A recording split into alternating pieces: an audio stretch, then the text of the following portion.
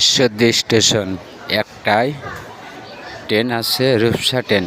সেই ট্রেনের জন্যে কত মানুষ 10টা 9টা 11টা 12টার সময় সব বাসে বসে বসে আছে। কখন এই ট্রেন আসবে আর কখন এসব লোকগুলো যাবে, সব মনে করেন যে যেখানে আসে সুন্দরভাবে বসে আছে। তে মনে করেন যেই বাল বাচ্চা যে যেখানে হেতা কাপড় এমন লোক কত জায়গায় যাবে, জিনিস নিয়ে এসে সব বসে বসে আছে ট্রেনের আশায়।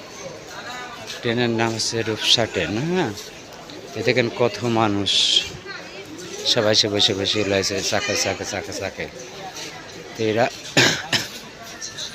সব মনে করেন বসে আছে, দোকানের লোকজন নাই। সারা রাত খেলা দেখেছে, খেলা দেখার পর মানুষের মনে করেন যে ঘুমই ভাঙেনি কিছু কিছু লোকের। আর কিছু কিছু লোক মনে করেন যাইছে স্টেশনে সব বসে বসে আছে। কত লোক কত জায়গায় যাবে। এই ট্রেনটা রূপসা ট্রেন, একটাই ট্রেন। ট্রেনটা আসতে মনে একটু দেরি হবে। লোকজন সুন্দরভাবে সব বসে বসে আছে, আর খেলালে খালি আন্দোলন। তো যাই হোক, যে যেখানে থাকেন ভালো থাকেন। আসসালামু আলাইকুম।